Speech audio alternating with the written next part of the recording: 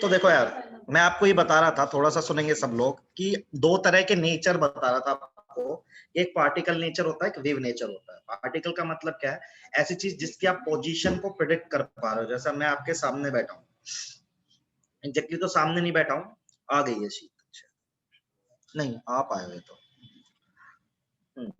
तो देखो, एग्जैक्टली मैं आपके सामने बैठा हूं तो मैं एज ए पार्टिकल बैठा हूं, लेकिन क्या आप अपने मोबाइल के सिग्नल को देख पाते हैं क्या?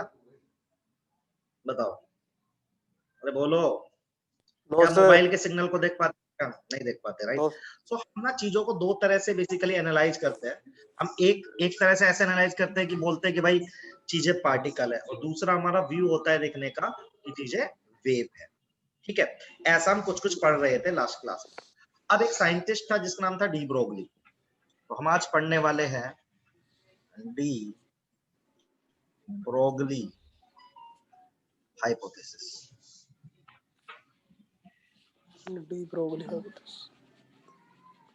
सही है। अब देखो क्या है, देखो एक थ्योरी पढ़ाई थी मैंने आपको, प्लांक क्वांटम थ्योरी। जो नए लोग हैं उनके लिए मैं सीधा लिख रहा हूं।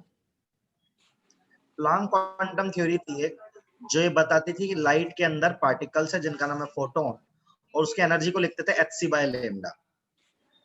h है प्लांक कांस्टेंट, c है स्पीड ऑफ लाइट, लैम्डा है वेवलेंथ, है ना? ये मैं यूज करूंगा। मुस्कान एंड निकिता दो लोग नए हैं आज मेरे पास। एंड एक पढ़ा है का E=mc², बताओ। आपने बताओ, ये सुना है किसी ने कहीं पे? सर सुना हुआ है। क्या बोलता है, किसका रिलेशन है, क्या है ये? आइंस्टाइन ने दिया हुआ है सर ये फॉर्मूला। बिल्कुल बिल्कुल। इसका मतलब क्या होता है फॉर्मूले का, पता है आपको? कि यदि मैं किसी मास को c की स्पीड से, यदि कोई मास m है, उसको मैं लाइट की स्पीड से ट्रेवल कराऊं, तो वो किस में कन्वर्ट हो जाएगा बेटा? एनर्जी में। और वो एनर्जी किसके बराबर होगी? hc/λ के। तो दोनों चीज आपस में बराबर होंगी कि नहीं होंगी, बताओ? एनर्जी तो है। Yes sir. अरे बोलो यार। Yes sir. तो भाई c से c काट देते हैं। अब देखो, अब c मतलब स्पीड ऑफ लाइट तो हम आज तक अचीव नहीं कर पाए, ठीक है? लाइट की स्पीड तो आज तक अचीव नहीं कर पाए, लाइट की स्पीड तो हम आज तक क्या नहीं कर पाए? अचीव नहीं कर पाए हैं।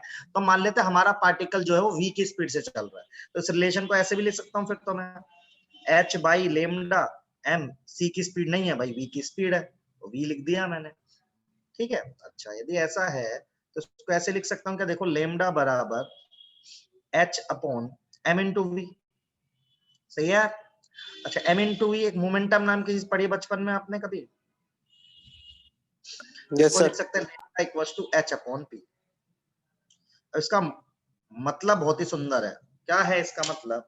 यदि कोई मास m है जो v वेलोसिटी से चल रहा है, देखो कोई मास m है जो v वेलोसिटी से चल रहा है, तो उसके लिए क्या निकाल सकते हो आप? लैम्डा निकाल सकते हो, नहीं निकाल सकते हो? जैसे मान लो मैं हूं खुद, ठीक है, 60 किलो का आदमी, और मैं 20 मीटर पर सेकंड की स्पीड से चल रहा हूँ, मैं भाग रहा हूँ, एक रनिंग ट्रैक है उस पर मैं भाग रहा हूँ, तो क्या आप मेरी लैम्डा कैलकुलेट कर सकते हो? बताओ। Yes sir. Yes sir. इस फॉर्मूले से, तो ये फॉर्मूला क्या बता रहा है? मैं एज ए पार्टिकल हूं, मैं एक पार्टिकल हूं और मैं भाग रहा हूं, तो मेरे साथ एसोसिएटेड एक लैम्डा भी आ रही है। आ रही है कि नहीं आ रही है? Yes sir. अरे मैं भाग रहा हूं, जैसे एक रनिंग ट्रैक है, लेट अस सपोज एक रनिंग ट्रैक है, इस रनिंग ट्रैक पर मैं भाग रहा हूं, जी। ऐसे भाग रहा हूं मैं। तो यदि मैं भाग रहा हूं ऐसे, तो मैं पार्टिकल हूं,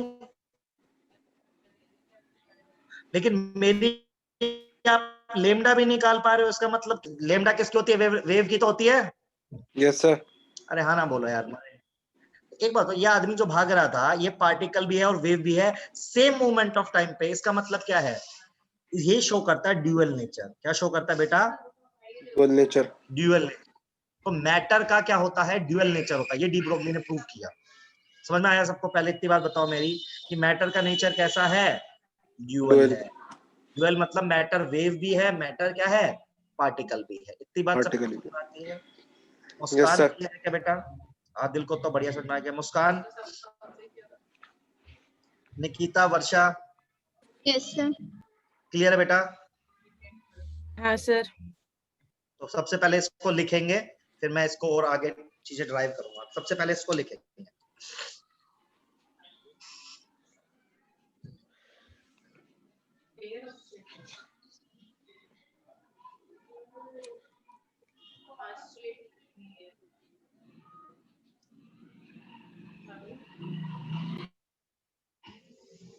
स्ट्रेट लाइन तो ये सब टॉपिक क्या होगा?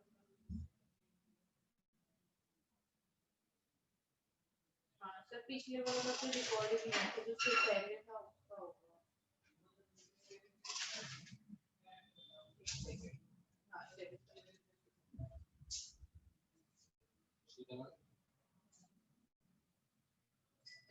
इन्हें फ्यूचर ऐसे उसके साथ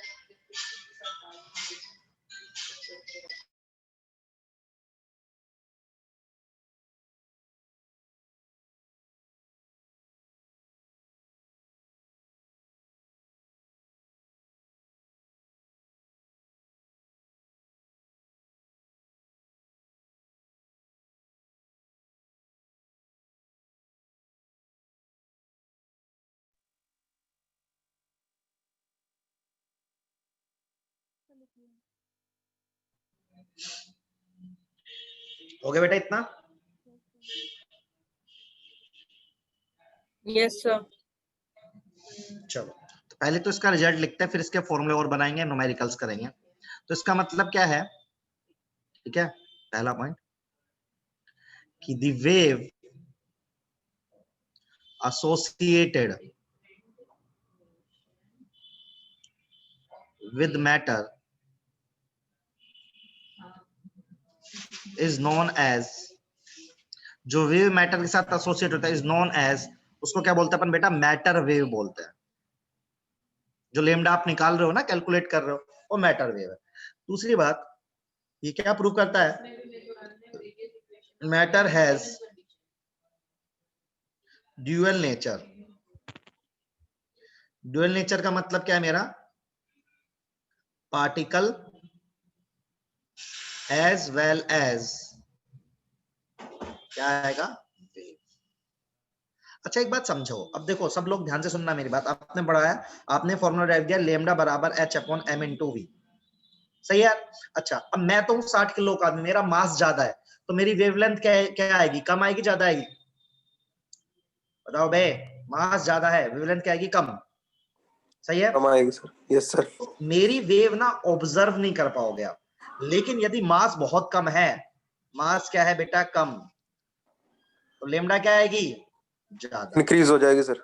डी ब्रोगली ने तो फर्जी में कही थी। हाइपोथेसिस का मतलब समझते हो क्या आप? हाइपोथेसिस का मतलब समझते हो आप? हाइपोथेसिस का मतलब होता है विदाउट एक्सपेरिमेंट यदि कोई बात कही जाए। ठीक है? तो डी ब्रोगली ने उस समय पे, जब डी ब्रोगली ने डिस्कवरी करी थी, मतलब ये जब कहा था, उस समय उसने कोई एक्सपेरिमेंट नहीं किया था, तो विदाउट एक्सपेरिमेंट उसने बोला था। लेकिन आज के टाइम में इलेक्ट्रॉन जो है, इलेक्ट्रॉन यदि हम उसको भगाएंगे ना तेज स्पीड से, तो उसकी वेव को ऑब्जर्व भी किया जा सकता है। इवन आपने एक वर्ड सुना है डिफ्रैक्शन? क्या आपने वर्ड सुना है डिफ्रैक्शन? Yes sir. डिफ्रैक्शन क्या होता है? Bending of light around the corner of object, है ना? किसी कॉर्नर पे लाइट का बेंड होना। तो इलेक्ट्रॉन की वेव का ना हमने डिफ्रैक्शन भी करके देख लिया है आज के डेट में। आज के डेट क्या, बहुत ही दिन हो गए। तो इलेक्ट्रॉन की वेव का डिफ्रैक्शन भी ऑब्जर्व है। ऐसा क्यों हो रहा है? क्योंकि उसका मास बहुत कम है। इलेक्ट्रॉन का मास किसी को पता है क्या आप में से? 6.02 ना ना ना ना 9.11 इंटू 10⁻31 किलोग्राम। तो वो कितना कम वजन होता है? तो इतना कम वजन होता है कि जो उसके एसोसिएटेड, जो उसके साथ लेमडा जुड़ी हुई है, वो बहुत ज्यादा आती है, और उस लेमडा को हम क्या कर सकते हैं? ऑब्जर्व कर सकते हैं। ये बात मेरी सबके समझ में आई क्या यार? बताओ, डी ब्रोगली का मतलब समझ में आया सबको? क्या है डी ब्रोगली हाइपोथेसिस? कि यस सर। मैटर के साथ, मतलब मैटर एक पार्टिकल नहीं है, उसके साथ एक लेमडा एसोसिएटेड है। That lambda is known as matter wave and that will depend upon h upon m into v। h is the Planck constant, उसकी वैल्यू मैं आपको बता दूंगा। मास क्या है? उस पार्टिकल का मास है जिसकी आप बात कर रहे हो। v क्या है? वेलोसिटी उस पार्टिकल की जिसकी आप बात कर रहे हो। बात समझ में आई क्या सबको? तो यस जितने भी सर। माइक्रोस्कोपिक पार्टिकल है, माइक्रोस्कोपिक का मतलब क्या बेटा? जो जिनका मास क्या है? बहुत कम है, उनकी वेव को हम ऑब्जर्व कर सकते हो। ठीक है, आप मेरी वेव को निकालोगे तो शायद नहीं ऑब्जर्व हो सकती, लेकिन मैं भी चल रहा हूँ ना, गाड़ी में बैठ के गाड़ी चला रहा हूँ, तो मैं भी वेव नेचर को रखता हूँ, क्योंकि आप मेरी भी क्या निकाल सकते हो, लेमडा निकाल सकते हो। Is that clear everyone? Yes, sir. Adil, fine. Muskan, Varsha, Nikita, बताओ बेटा, सबको क्लियर है? Yes, sir. हाँ, इसको आप लिख लीजिए।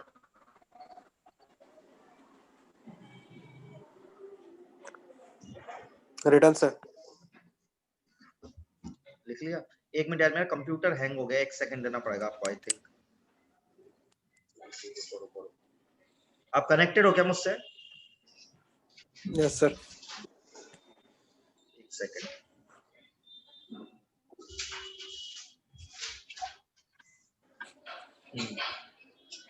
अभी ठीक है, तो इतना लिख लिया सबने, है ना? बड़े तरीके से लिख लिया।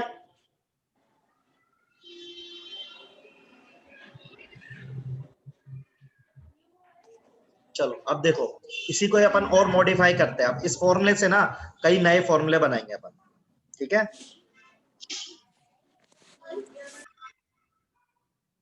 चलो देखो सब लोग। अच्छा, सबको ये पता है क्या हाफ एम वी स्क्वायर किसका फॉर्मूला होता है? सही है, हाँ जी बेटा। तो काइनेटिक एनर्जी का फॉर्मूला क्या होता है? Half m v square. बढ़िया बात है। हम क्या कर रहे हैं, इसको ना, इस फॉर्मूले को m से मल्टीप्लाई कर रहे हैं। किससे मल्टीप्लाई कर रहा हूं? m से, दोनों तरफ। तो इधर आ जाएगा 2 को इधर ले लिया, m ले लिया, काइनेटिक एनर्जी ले ली। इधर क्या बन गया मेरे पास? m square v square. कोई दिक्कत किसी को? दोनों तरफ m से मल्टीप्लाई करा है, 2 को उधर ले गया, तो 2 into kinetic energy into mass of the particle is equal to m square v square. सही है? अच्छा, p क्या होता है? m इंटू v होता है। तो p स्क्वायर क्या होगा भाई? तो मैं लिख सकता हूं 2m काइनेटिक एनर्जी बराबर क्या आ गया अपने पास? p स्क्वायर आ गया कि नहीं आ गया? तो यहां से p की वैल्यू क्या आ गई बेटा, बोल? 2m into kinetic energy. तो अब मैं अपने फॉर्मूले को फिर से रिडिफाइन कर सकता हूं, एक नया फॉर्मूला बना सकता हूं कि लेमडा बराबर h अपॉन अंडर रूट क्या आ जाएगा? p की जगह बेटा, समझा कि नहीं समझा बता? Yes, sir. समझा सबने? तो देखो एक नया फॉर्मूला बना लिया, इसको भी ड्राइव करके देखो सब लोग फटाफट।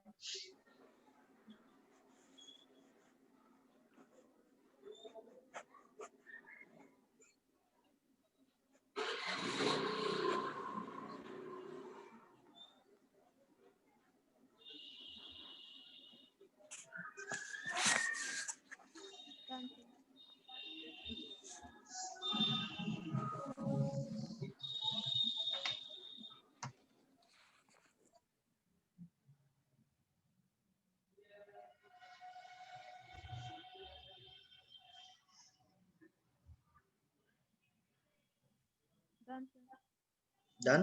ठीक है बेटा, 1 सेकंड सब लिख ले, फिर मैं आगे बढ़ रहा हूँ। Written, sir.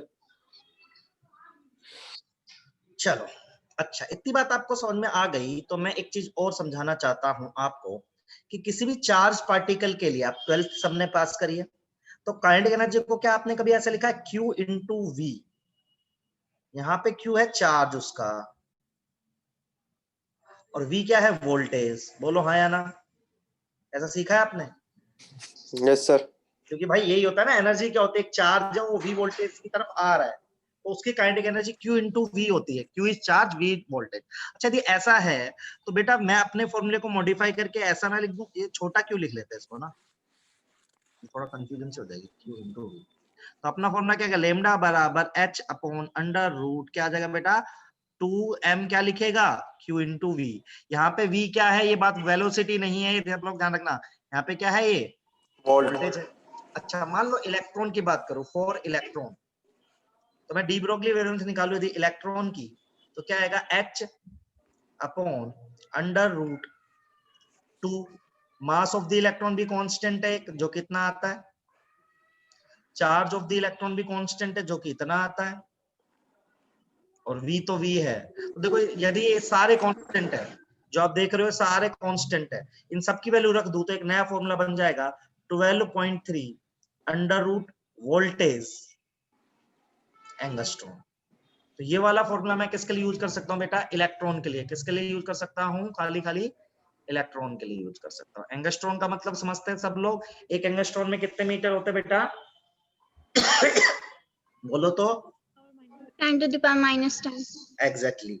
तो यदि मैं ये फॉर्मूला भी हमें कभी कभी नीट के एग्जाम में पूछा जा सकता है, या जब इलेक्ट्रॉन की बात हो रही होगी तो हम डायरेक्टली ये वाला फॉर्मूला लगा देंगे, जिससे कि हमारी सारी की सारी कैलकुलेशन क्या हो जाएगी बेटा? इजी हो जाएगी। Is it clear? सबको ये समझ में आया? Yes sir. इसको भी लिखेंगे।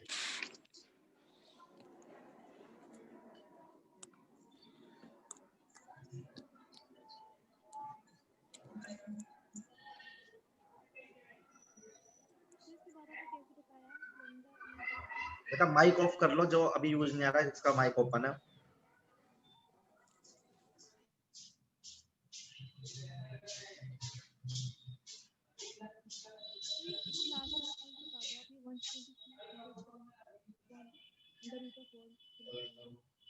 क्या बोल रहे हो बेटा? कुछ बोल रहे हो क्या? कोई बोल रहा है? Yes, sir. यस, बताओ क्या बोल रहे हो बेटा? Sir, 123 angstrom upon under root of volt लिखा हुआ है, पर ये बता दो लास्ट वाला पॉइंट कैसे आया? देखो बेटा सुनो, मैंने कहा कि यदि मैं इलेक्ट्रॉन के लिए इस फॉर्मूले को स्पेसिफिकली अप्लाई करता हूं, so H is a constant, right? Yes 2 is a constant, mass भी और इलेक्ट्रॉन का चार्ज भी कांस्टेंट है। यदि मैं इन सब कांस्टेंट को रख के सोल्व कर लूं ना बेटा, तो 12.3 आ जाएगा, है ना? V वोल्टेज अपना वेरिएबल लेगा और यूनिट जो आएगी मेरी एंगस्ट्रॉन में आएगी, right? So this is it. So but ये वाला फॉर्मूला जो है 12.3 under root voltage angstrom, I can use only for the electron. आप हर किसी के लिए इसको अप्लाई नहीं कर सकते। आप किसके लिए अप्लाई कर सकते हो इसको? खाली खाली इलेक्ट्रॉन। Thank you. अभी लिख लो, अभी इस पे क्वेश्चन करा देता हूँ, क्लियर हो जाएगा।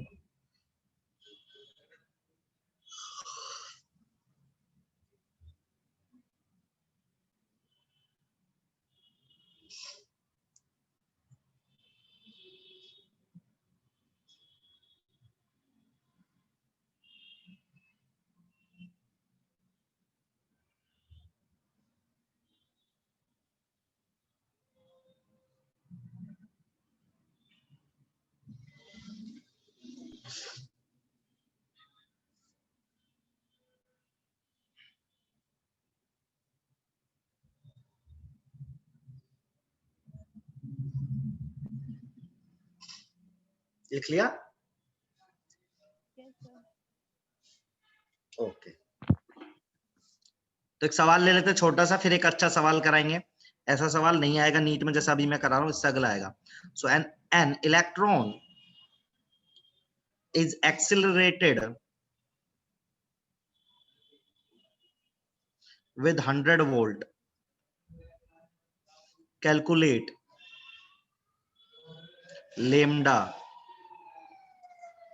तो ये बहुत ही घटिया सवाल है, इसको करके देखो।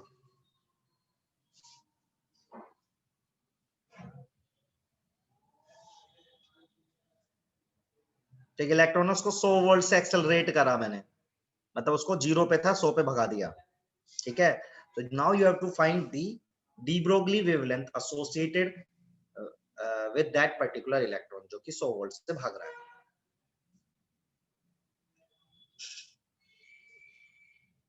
क्या आंसर आएगा? 123। हाँ जी, तो ये मैंने आपको सीधा सीधा बताया किसके लिए, आपको कुछ नहीं करना। लेमडा बराबर, मैं जस्ट फॉर्मूला अप्लाई करना सिखाया आपको। You can say 100, right? So that will be 10 and that will be 1.23 आएगा ना भाई? हाँ 1.23, सॉरी सर। ये सवाल सबको चमका कि नहीं चमका? समझ में आ गया सबको? अब ये अगला सवाल जो दूंगा ना वो आ सकता है नीट में, कैसे? उसमें थोड़ा दिमाग आपको ज्यादा लगाना पड़ेगा। सो माय क्वेश्चन इज, देखो क्वेश्चन क्या है? An electron is accelerated by 100 volt and lambda associated is lambda 1, then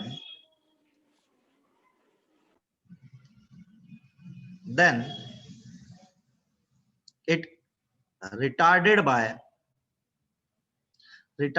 retardation समझते हो? 19 volt. Lambda is lambda 2. Find lambda 2 by lambda 1. लगाइए इसमें दिमाग। तो एक इलेक्ट्रॉन था जो 0 पे था, उसको पहले 100 वोल्ट से एक्सेलरेट करा, तो उसके साथ जो लेमडा आई वो लेमडा 1 है, और फिर उसको रिटार्ड करा 19 वोल्ट से, लेमडा आई वो है लेमडा 2। आपको बताना लेमडा 2 डिवाइड बाय लेमडा 1।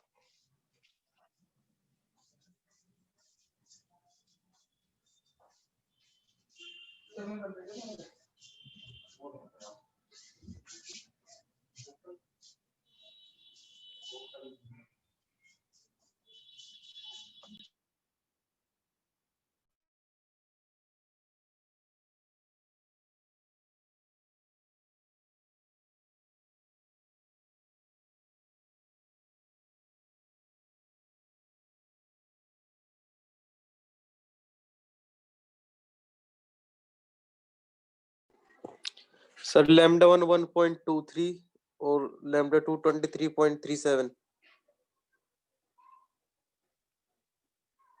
कहाँ गए?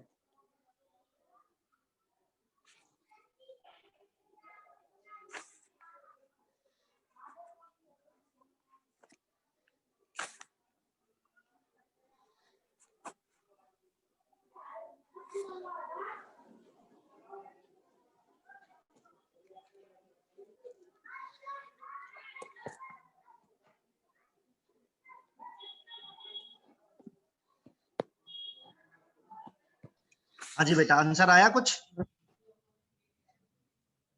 बताओ मुस्कान, निकिता, वर्षा का तो Sir, डिस्कनेक्ट हो गया। 18.9. 18.9 रेशो में आ रहा होगा ना, समथिंग इज टू Yes, 18.94 आ रहा है सर। सो तुमने रेशो क्या आ रहा है? ये तो नंबर हो गया ना बेटा। रेशियो सर lambda 1 आ रहा है 1.23, lambda 2 आ रहा है 23.37। अच्छा चलो एक बार बाकी लोगों को भी करने दो।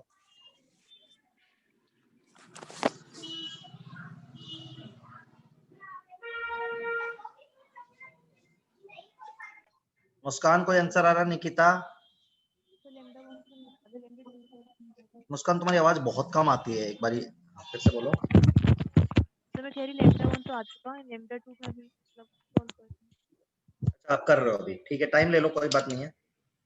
तो मैं थोड़ी कैलकुलेशन से काम है। कैलकुलेशन कर रही हो अभी, कर लो अभी, मैं 1 मिनट और देता हूँ, आराम से आप देख लो। वैसे इसमें कैलकुलेशन है नहीं है, आप लोग गलत तरीके से करो इसलिए कैलकुलेशन ज्यादा हो रही है। फिर देखो मैं बताऊंगा आपको, कैलकुलेशन नहीं होगी। आदिल तुम्हारा भी आंसर चेक करो, गड़बड़ लग रहा है मुझे भी।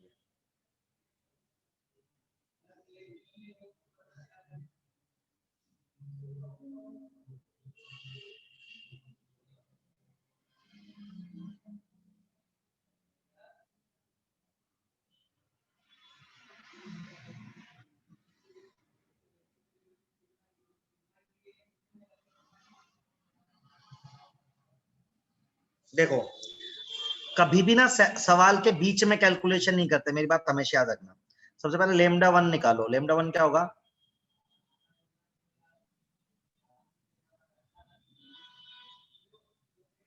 अब ये 100 पे चल रहा था, आपने 19 वोल्ट का रिटार्डेशन करा, तो वोल्टेज कितना हो जाएगा, कोई बताएगा मुझे? सही है, बस डिवाइड करो, पूरा डिवाइड करो बेटा, डिवाइड करोगे ना तो सब कुछ कट जाएगा। कभी भी पहले सॉल्व नहीं करते हैं, याद रखना, पहले सॉल्व करोगे तो हमेशा दिक्कत ही होगी आपको।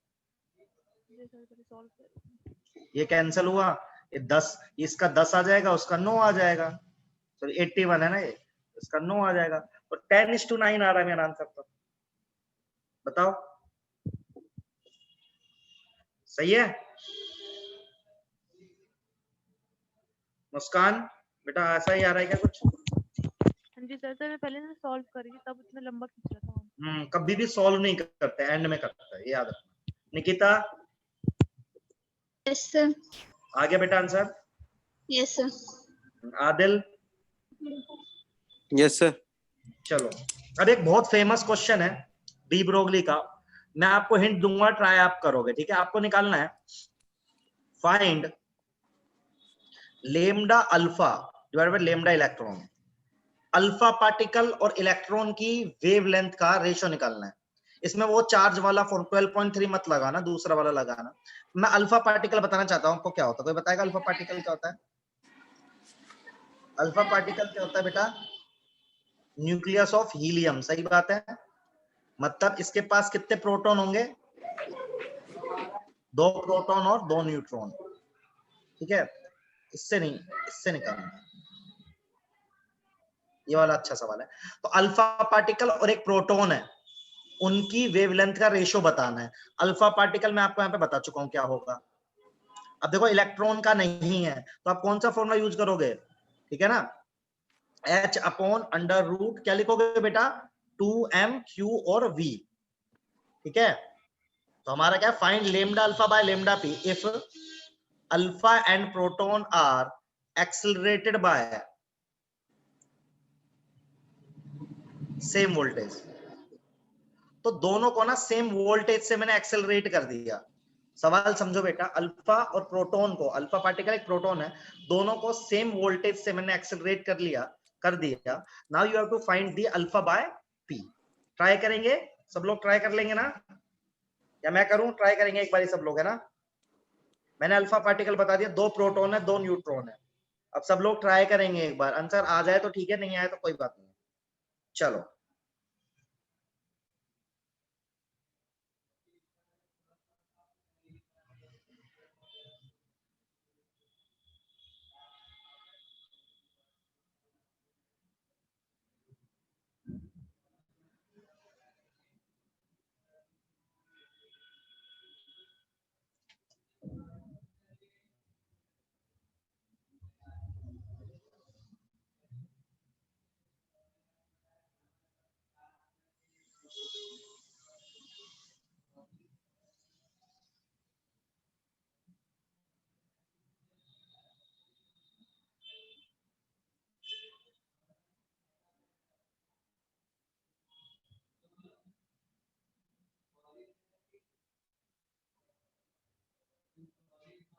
सब लोग ट्राई करो, आंसर आ जाएगा तो ठीक है, नहीं आएगा तो भी कोई प्रॉब्लम नहीं है।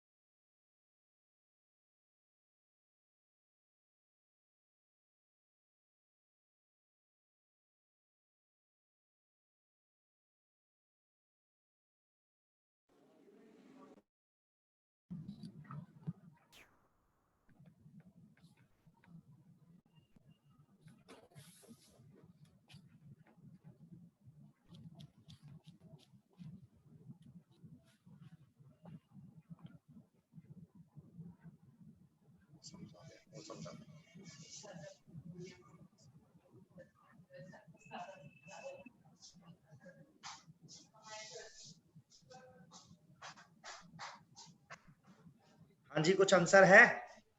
वर्षा कहाँ चली गई थी तो बेटा? सर 3:0 आ रहा है। यार 3:0 तो इनफाइनाइट हो गया,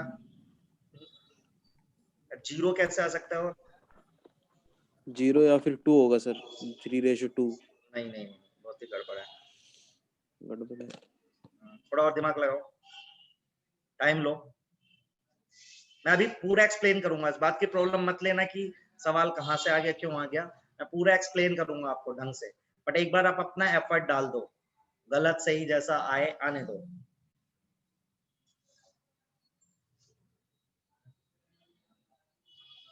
ये नीट का सवाल हो सकता है, मतलब ये है कि भाई अच्छा क्वेश्चन है तो नीट में आ सकता है सीधा।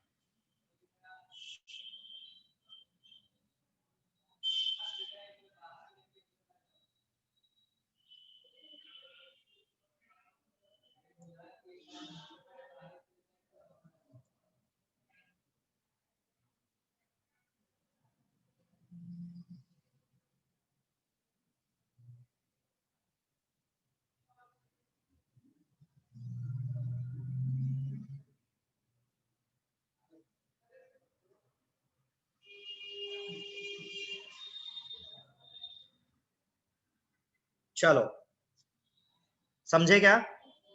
मुस्कान कोई आंसर मिलेगा मुझे तुमसे? निकिता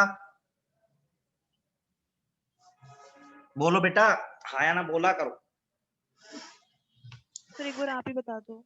हाँ मैं तो बता रहा हूं। चलो अब इस क्वेश्चन को ना सब ध्यान से समझेंगे।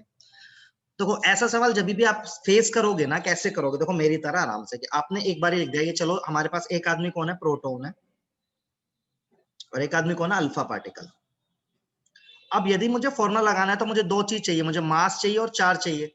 सही बात है, मुझे क्या चाहिए, मास चाहिए और मुझे चार्ज चाहिए, है ना। वोल्टेज तो सेम ही है,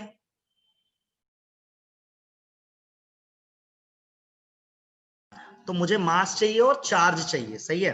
अच्छा जैसे मान लो प्रोटॉन पर, जो प्रोटॉन है उस पर चार्ज मैंने x मान लिया, तो बताओ अल्फा पार्टिकल पर कितना चार्ज होना चाहिए, कोई आंसर करेगा मुझे?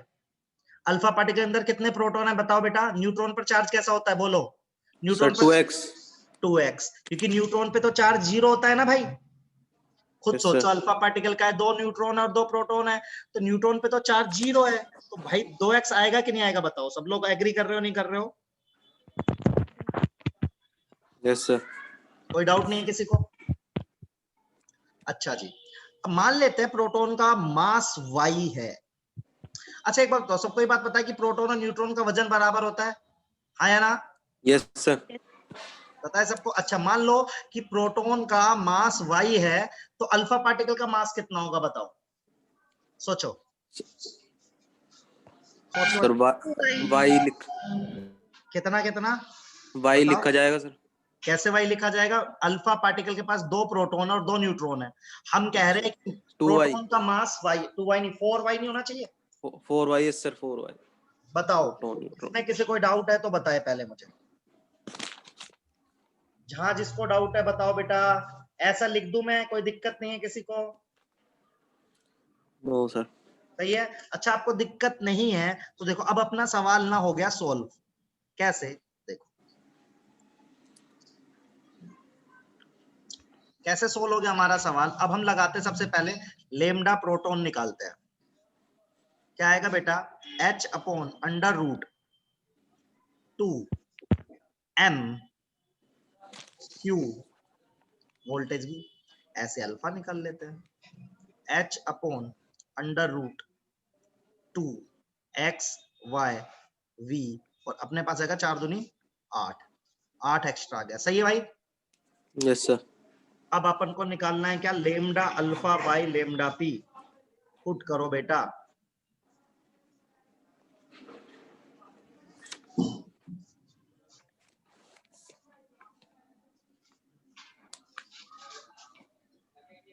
तो देखो एच से एच कर दिया, ये सारी चीजें कैंसिल हो जाएंगी कि नहीं हो जाएंगी? ये पूरा कैंसिल हो जाएगा, क्या बच जाएगा अपने पास?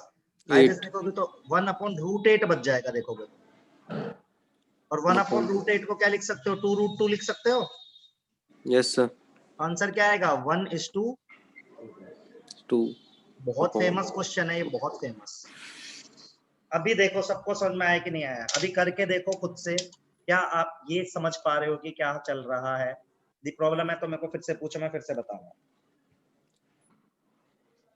एक बारी खुद से करके देख लो सब लोग, अपने हाथ से करके देख लो।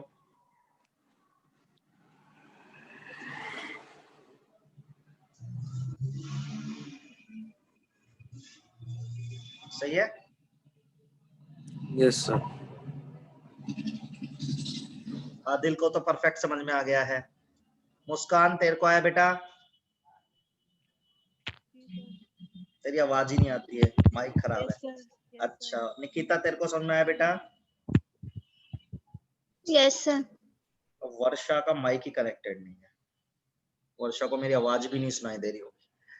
चलिए बहुत ही अच्छी बात है, यदि सबके दिमाग में एकदम पिक्चर क्लियर है तो मैं आगे बढ़ सकता हूँ। ठीक है, चलो तो एक छोटा सा नया कंसेप्ट और पढ़ाना है आपको, that is known as Heisenberg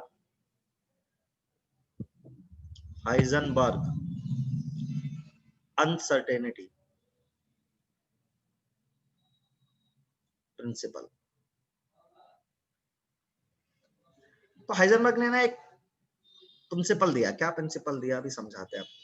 पहले इसका फॉर्मूला लिखते हैं, है ना? तो क्या फॉर्मूला है? डेल्टा एक्स अभी समझाऊंगा, into delta p greater than equal to h upon 4 pi. अभी मैं पूरा समझा रहा हूं क्या है ये। डेल्टा एक्स क्या है? Error in the position.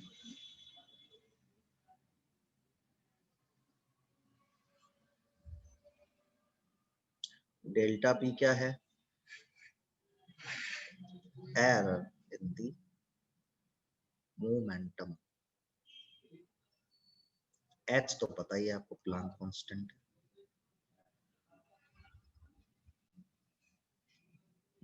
एक बार अपनी नोटबुक में ये लिख लो, एक बार इसका मतलब मैं समझा रहा हूं अभी आपको।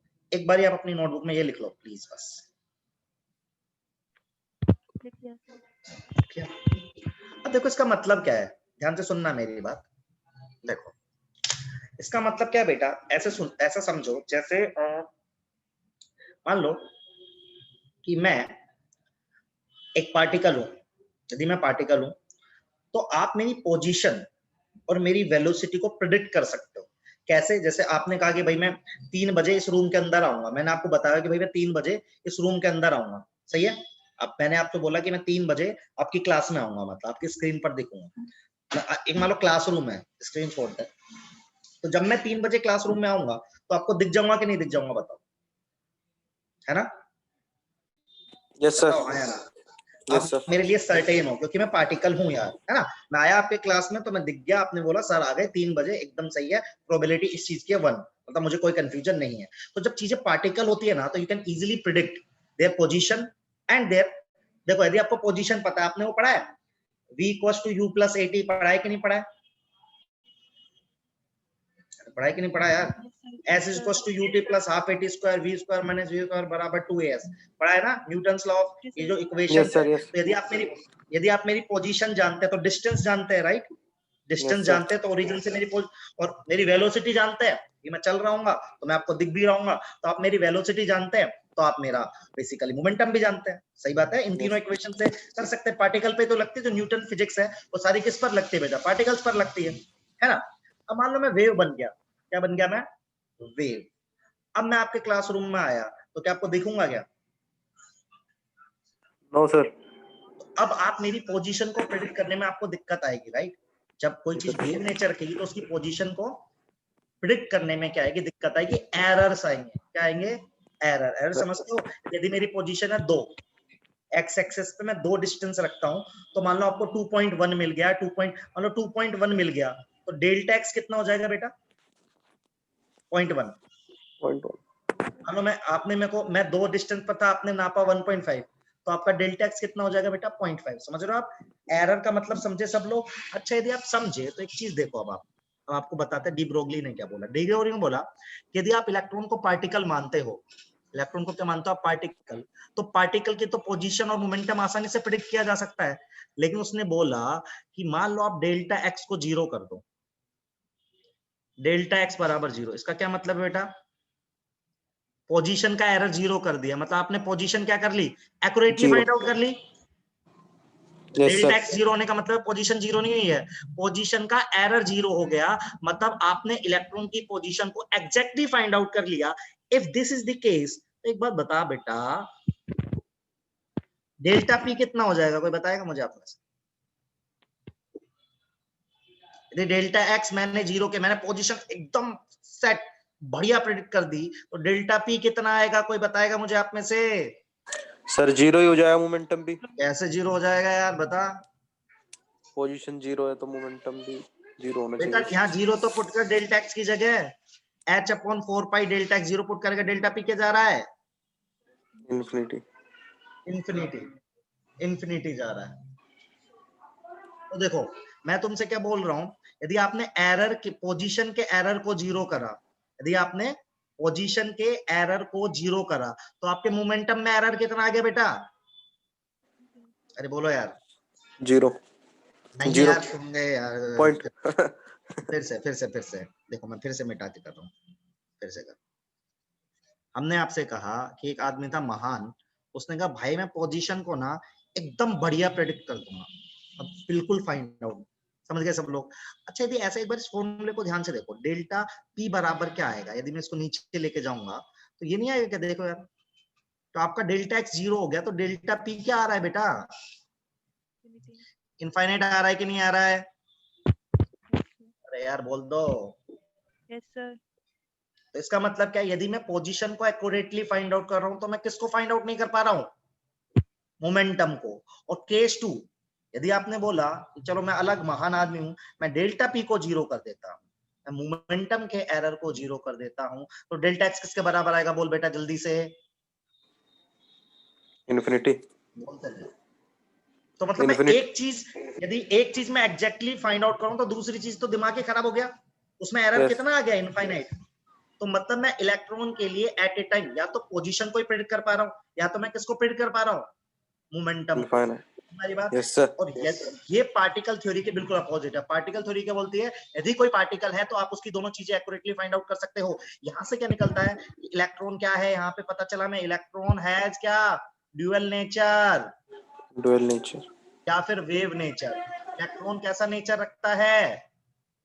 Dual nature. पार्टिकल वेव तो हमने माने हुआ था। एंड देखो पार्टिकल। मैं फिर से रिपीट कर रहा हूँ, पार्टिकल थ्योरी जो आप पढ़ते हो ना, s is equal to u t plus half a t square, वो आप यही पढ़ते हो। तो यदि कोई पार्टिकल है तो आप उसकी पोजीशन भी एक्यूरेटली फाइंड आउट कर सकते हो, उसका मोमेंटम भी आप एक्यूरेटली फाइंड आउट कर सकते हो।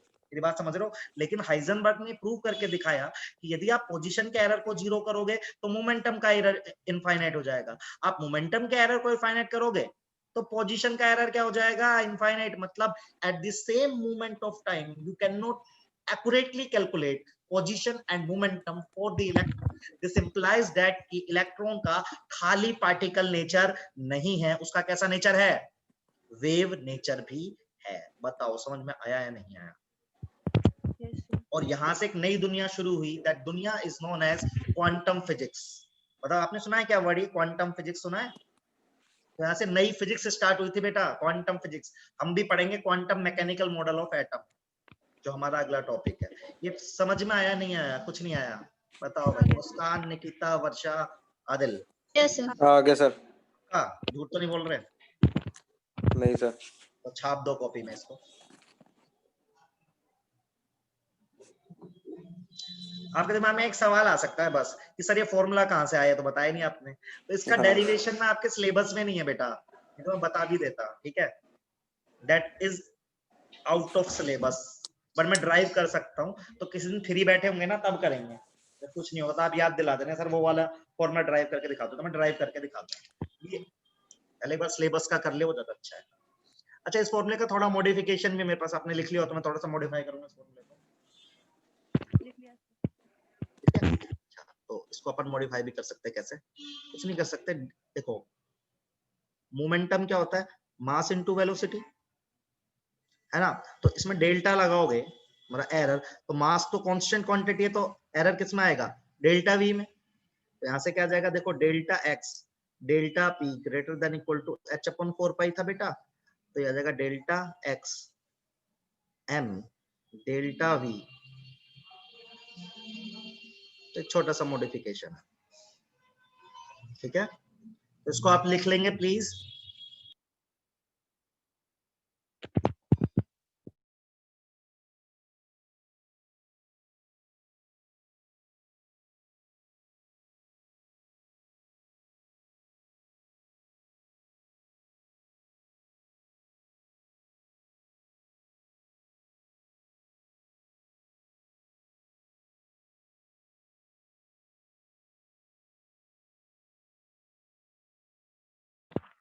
लिख लिया सर। क्लियर सबने? बढ़िया है, बढ़िया। अब यार यहाँ से ना एक नई चीज आज मैं आपको पढ़ाना चाहता हूँ। देखो एक बात बताओ, एक एग्जांपल देता हूँ बहुत ही घटिया सा, पर मजा आएगा आपको सुन के। जैसे मान लो कि मुझे ना भगवान को ढूंढने जाना है, मतलब जिस भी भगवान को आप मानते हो, मैं स्पेसिफिक नहीं हो रहा हूँ, ठीक है? तो जिस भी भगवान को आप मानते हो, आपको भगवान को ढूंढने जाना है, तो मैं दो जगह बताता हूँ, एक है डिस्को और एक है मंदिर मस्जिद, जो भी आप मानते हो, ठीक है भाई? तो बताओ कहाँ जाओगे? भगवान को ढूंढने जाना है, कहाँ जाओगे? डिस्को में या फिर मंदिर मस्जिद, कहाँ पे? आंसर करो। सर मंदिर मस्जिद, क्यों? वही बताया गया है शुरू से। क्योंकि भगवान के मिलने की प्रोबेबिलिटी वहां पे ज्यादा है कि नहीं? बताओ, यस सर। सबके दिमाग में बात जाती है कि नहीं जाती है? गई सर। आज से आपके दिमाग में एक बात और डाल रहा है, जहां पर इलेक्ट्रॉन मिलता है उसको बोलते हैं ऑर्बिटल। क्योंकि आपने इलेक्ट्रॉन को क्या माना, तो भगवान किसी को दिख तो रहा नहीं ना भाई। ऐसा थोड़ा ना जी। भगवान आपको मंदिर में गए, वहां पे प्रकट होकर भगवान खड़े हुए और आप बोल रहे हो कि मचा या क्या? ऐसा तो होगा नहीं। क्या होगा? आप मान के रखो आपने कि भाई भगवान के मिलने की प्रोबेबिलिटी मंदिर में तो ज्यादा है और डिस्को में क्या है, कम है ना? मिल तो डिस्को में भी सकते हैं भगवान, ऐसी बात नहीं है, सही बात है ना? Yes sir. जीरो तो वहां पे भी नहीं है। तो जब हम इलेक्ट्रॉन को एक पार्टिकल मान रहे थे, तब तो हमें पता था कि आदमी यहाँ पे बैठा हुआ है। लेकिन जब पार्टिकल नहीं मान रहे, हम क्या मान रहे हैं? क्वांटम मैकेनिकल मॉडल में इलेक्ट्रॉन को वेव मान रहे हैं। तो क्या आप इलेक्ट्रॉन को एग्जैक्टली देख पाओगे क्या? नहीं। तो जब हम चीजों को प्रिडिक्ट नहीं कर पाते, तो हम उनकी प्रोबेबिलिटी समझते हैं आप कि भाई हो भी सकता है, नहीं भी हो सकता है। तो हमने क्या किया, इलेक्ट्रॉन के लिए ऑर्बिटल बनाया, मतलब कंसेप्ट आया ऑर्बिटल का, ठीक है? ऑर्बिटल इज द मंदिर of electron, you can say. तो किसका कंसेप्ट आया? मैं यहां से स्टार्ट कर रहा हूं नया मॉडल, ऑर्बिटल। ये ऑर्बिटल क्या है? It is the 3D region, it is the 3D reason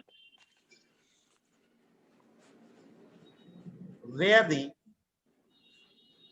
probability of finding electron is maximum। समझे कि नहीं समझे? बताओ सब लोग, ठीक है? तो इलेक्ट्रॉन के मिलने की एक ऐसा 3D रीजन जहां पे इलेक्ट्रॉन के मिलने की प्रोबेबिलिटी हाईएस्ट होगी, that particular region is known as orbital. समझे कि नहीं समझे? बताओ भाई लोग। जी सर। समझ और गए सर। यहाँ पे हमें पता होना चाहिए, हमने इलेक्ट्रॉन को क्या माना हुआ है? Electron has wave nature. क्योंकि हम नया मॉडल पढ़ रहे हैं, that model is known as quantum mechanical model, जहां पर इलेक्ट्रॉन को मैं क्या मान के चलूंगा बेटा? वेव मान के चलूंगा। और इलेक्ट्रॉन जहां पर मुझे मिल रहा होगा, जिस रीजन में इलेक्ट्रॉन मुझे, जिसकी प्रोबेबिलिटी मिल रही होगी इलेक्ट्रॉन के मिलने की, that particular 3D region is known as orbital. Is that clear? सबको समझ में आया? Yes sir. अच्छा याद रखना, डिस्को में भी भगवान मिल सकते हैं, तो ऑर्बिटल के बाहर भी मिल सकता है इलेक्ट्रॉन, मिल तो सकता ही है ना? प्रोबेबिलिटी की बात हो रही है, समझ रहे हो नहीं समझ रहे हो? Yes sir. जी सर। छापो इसको कॉपी में।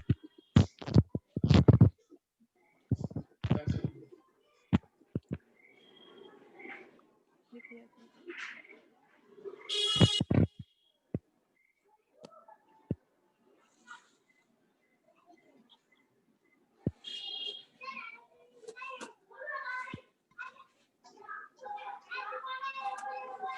अरे रे रे रे रे, किसकी घर से आवाज आ रही है? सब लोग बाहर बैठ के पढ़ते हो क्या एकदम? हैं? कोना पकड़ के पढ़ा करो, कोना।